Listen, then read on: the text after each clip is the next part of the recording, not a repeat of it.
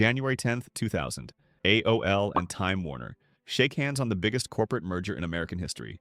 $165 billion. The future of media, they said? The internet was going to swallow everything, and AOL was going to be the mouth. It lasted 2 years before everything fell apart. AOL's stock was inflated beyond reason, propped up by dot-com hype that had no connection to actual earnings. Time Warner, a company built on real assets, CNN, HBO, Warner Bros., suddenly found itself legally bound to an internet company that was charging people to use dial-up. By 2002, the combined company posted a $99 billion loss, the single largest in U.S. corporate history at the time. Ted Turner, who lost 80% of his personal fortune in the deal, called it the worst deal of the century. And the century was only 2 years old. If you want to destroy a media empire, just convince them the internet will wait for you. The arrogance of that era didn't die in boardrooms. It trickled into grocery aisles. In 1994, Quaker Oats, the oatmeal company, decided it was going to conquer the beverage market. They bought Snapple for $1.7 billion. Snapple was beloved. It had personality. Its distributors were small, independent, loyal. That was the whole point. Quaker didn't understand any of that. They restructured the distribution network, pushing Snapple into supermarkets instead of the delis and convenience stores where it actually thrived. They pulled ads that worked and replaced them with campaigns that flopped. Within 3 years, Snapple's sales collapsed. In 1997, Quaker sold it for $300 million. That's a $1.4 billion loss in 36 months, roughly $1.3 million per day, every day, for 3 straight years. The brand wasn't broken. It was misunderstood. If you buy something because it's different and then make it the same, you've paid billions for nothing. That lesson, that you can kill a product by trying to fix it, should have been obvious. But in 2014, Microsoft paid $7.2 billion for Nokia's handset division and immediately started proving they hadn't learned it. Windows Phone was dying. Nokia was supposed to save it. Instead, Microsoft inherited a business that couldn't compete with iOS or Android, burned through engineers, and killed Nokia's existing product lines in the process. Within 2 years, Microsoft wrote down $7.6 billion. They laid off 18,000 employees, the largest round of layoffs in Microsoft's history. The phones just disappeared, so you probably don't remember the last Windows Phone you saw. That's the point. If you're losing a war, buying a casualty doesn't make you a general. But Microsoft at least had a strategic reason, however flawed. HP's 2011 acquisition of Autonomy, an $11.1 billion British software deal, is harder to explain. Autonomy was supposed to help HP pivot to enterprise software. Instead, within a year, HP wrote down $8.8 billion of that investment. They claimed Autonomy had inflated its financials before the sale. Autonomy's founders said HP simply didn't know how to run a software company. The lawsuits ran for over a decade. To this day, both sides still point fingers. What's undeniable? HP paid $11 billion and got almost nothing back.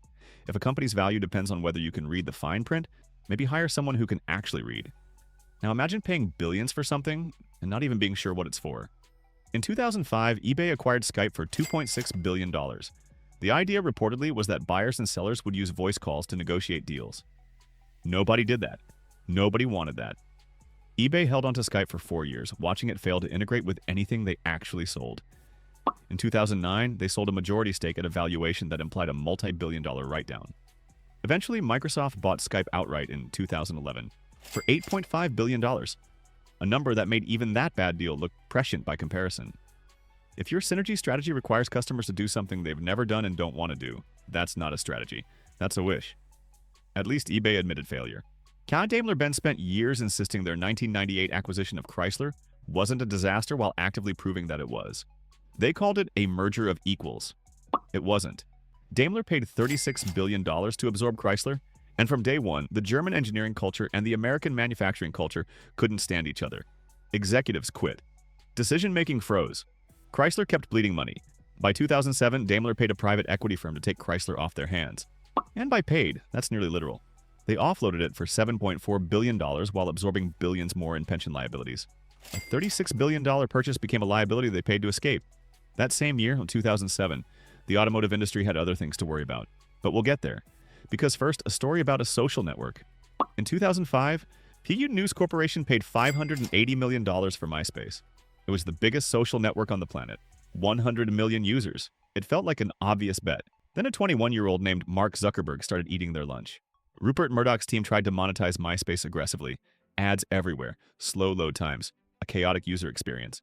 Facebook was clean, fast, and expanding. MySpace tried to pivot, rebrand, redesign. Nothing worked. By 2011, News Corp sold MySpace to an advertising company for $35 million. That's a 94% loss from peak purchase price. The new owners tried to reinvent it as a music platform. That didn't really work either. Subscribe. It's cheaper than another MySpace. If your response to losing market share is to plaster more banner ads on a broken product, the market has already moved on. Now, the story accelerates. Key because some companies didn't just make one bad bet. They made a bad bet at the exact moment the ground was shifting beneath them. In 2015, AT&T acquired DirecTV for $49 billion. Satellite television. The logic was scale. AT&T would bundle DirecTV with its wireless network and dominate living rooms across America.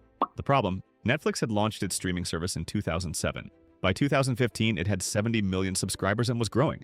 AT&T saw the data. They bought DirecTV anyway. Cord cutting accelerated every single year. DirecTV bled subscribers. AT&T loaded itself with debt, over $180 billion at its peak, one of the largest debt loads of any company in American history. By 2021, AT&T spun DirecTV off into a joint venture that valued it at roughly $16 billion. A $49 billion asset became a $16 billion problem in under a decade. If the entire market is running away from something, paying $49 billion to chase it is not a strategy. It's a slow-motion surrender. But the real catastrophe, the deal that didn't just destroy one balance sheet but contributed to a global financial crisis, happened in January 2008. Bank of America acquired Countrywide Financial for $4.1 billion. Countrywide was the largest mortgage lender in the United States. It was also sitting on a pile of subprime loans that were already starting to default. Bank of America's CEO Ken Lewis called it the greatest opportunity we've had in a long while.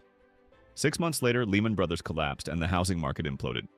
Over the next decade, Bank of America paid more than $50 billion in settlements, fines, and legal costs directly tied to Countrywide's toxic mortgages. $50 billion for a company they bought for $4 billion. The interest payments alone on that mistake cost more than the acquisition price. If the smoke is visible before you sign the deal, you're not buying an opportunity. You're buying the fire. And then there's Sprint. In 2005, Sprint acquired Nextel for $35 billion to create one of the largest wireless carriers in the United States. The pitch: combine two massive networks, reduce costs, dominate the market. The reality? The two networks use completely incompatible technology. Sprint ran on CDMA. Nextel ran on IDEN. They couldn't share towers. They couldn't share infrastructure. Integration costs exploded. Enterprise customers, Nextel's core base, started leaving for competitors who weren't constantly dropping calls. By 2008, Sprint wrote down $30 billion of the Nextel acquisition. $30 billion. Dollars. Almost the entire purchase price? Gone. In one write-down. Sprint spent years in financial freefall, eventually being acquired by T-Mobile in 2020. Over $300 billion in value. Gone. Markets don't care what you paid.